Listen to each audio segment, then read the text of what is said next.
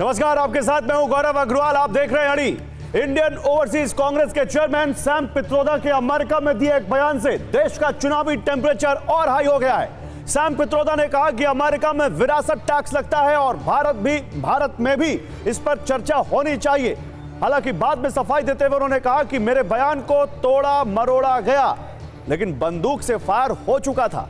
पिछले 3 दिन से पीएम मोदी कांग्रेस पार्टी पर रोज एक नया अटैक कर रहे थे, लेकिन इस बार तो मौका खुद कांग्रेस पार्टी ने दिया, तो भला वो इसको कैसे छोड़ते।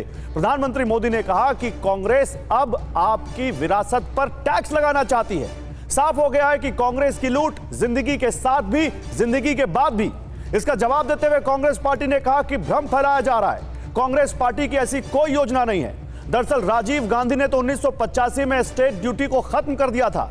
कांग्रेस ने बीजेपी पर आरोप लगाते हुए कहा कि दरअसल इसकी वकालत तो बीजेपी नेता करते रहे हैं। तो पहले मंगलसूत्र, संपत्ति का सर्वे, फिर मुस्लिम आरक्षण और अब विरासत टैक्स। प्रधानमंत्री ने एक के बाद एक हमलों से कांग्रेस को जिस तरह से घेरा है, क्या इससे चुनाव का नैरेटिव बदल जाएगा? क्या कांग्रेस के लिए सैम पित्रोदा ने एक बार फिर मुश्किल खड़ी कर दी है, जिससे पूरी पार्टी बैकफुट पर है?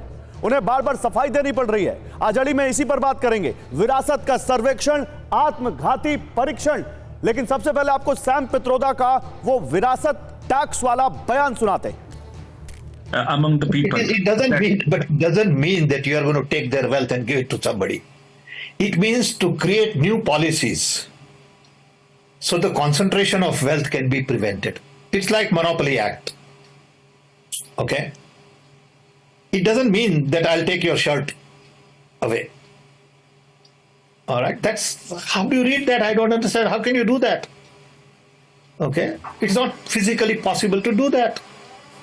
But you can say the future policies would be such that this particular group cannot be into everything. Among the people, It doesn't mean that you are going to take their wealth and give it to somebody.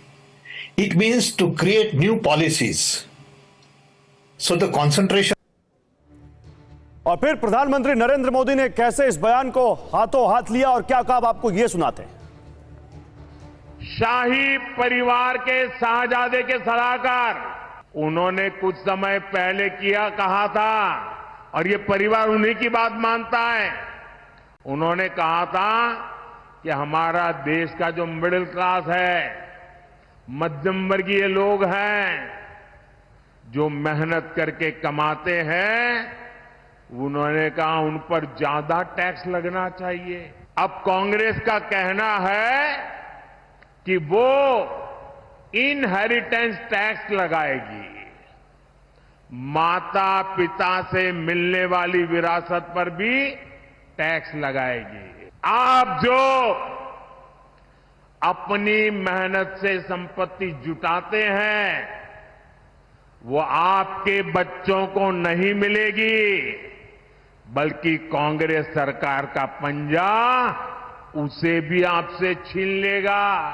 Congress का मंत्र है, कांग्रेस की लूट जिंदगी के साथ भी और जिंदगी के बाद भी। और फिर प्रियंका गांधी ने इसका क्या जवाब दिया, वो भी सुनिए। जो भाजपा के बड़े बड़े नेता हैं, प्रधानमंत्री जी इंक्लूडेड, उनके व्यवहार से ये लग रहा है कि चुनाव उनके पक्ष में नहीं जा रहा है, क्योंकि वो ऐसा लगता है कि बौखलाए हुए हैं, बहकी बहकी सी बातें कर रहे हैं, पता नहीं कौन से मुद्दे उठा रहे हैं। जबकि अगर 10 सालों के लिए इन्होंने कुछ किया होता जनता के लिए, जनता के जीवन में तरक्की लाने के लिए, मतलब कि आपका जो जीवन है उसमें जो महंगाई आई है उसको कम करने के लिए, रोजगार दिलवाने के लिए, शिक्षा के संस्थान बनाने के लिए, स्वास्थ्य की सुविधाएं देने के लिए, तो आज ये मंच पर आकर ये डिस्कशन नहीं होता जो आजकल हो रहा है। फर्स्ट फेज की पोलिंग के बाद मुझे लग रहा है कि शायद इनको लग रहा है कि ये रुझान जो है इनके पक्ष में नहीं जा रहा है, इसलिए ये ऐसा कर रहे हैं।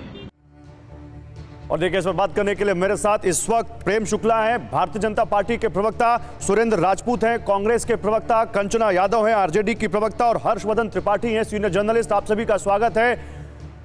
बौखलाए हुए हैं, बहकी बहकी बातें कर रहे हैं भारतीय जनता पार्टी के बड़े नेता प्रधानमंत्री सहित, ये कह रही हैं प्रियंका गांधी। प्रेम जी, बताइए क्या जवाब देंगे इसका? देखिए, बौखलाई हुई तो श्रीमती प्रियंका चतुर्वेदी दिखाई दे रही हैं। प्रियंका कल चतुर्वेदी तक नहीं, जो लोग प्रियंका गांधी का नाम हिंदुत्व लिया की मैंने। हुंकार भरते थे, अच्छा मुझे लगा प्रियंका चतुर्वेदी, अच्छा प्रियंका गांधी हैं। चलिए, दोनों एक ही तरह के लोग हैं। प्रियंका वड्रा है, गांधी की वड्रा, संभवतः प्रियंका वड्रा है वो। क्षमा कीजिएगा, मैंने उनको चतुर्वेदी कह दिया। वैसे श्रीमान राहुल गांधी स्वयं को दत्तात्रेय गोत्र का ब्राह्मण कहते हैं, इसलिए ब्राह्मण उपनाम जोड़ देने पर किसी को आपत्ति नहीं होनी चाहिए, विशेष करके कांग्रेस के लोगों को। कोई बात नहीं, आप मुद्दे खैर, पे आते हैं। हाँ, जैसे जिस तरह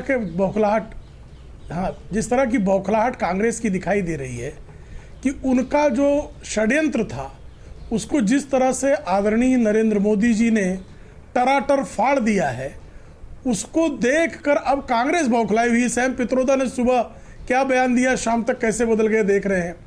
पृष्ठ क्रमांक 6 घोषणा पत्र कांग्रेस का, कांग्रेस ने जो कहा उसी को आदरणीय प्रधानमंत्री जी ने उद्धृत किया।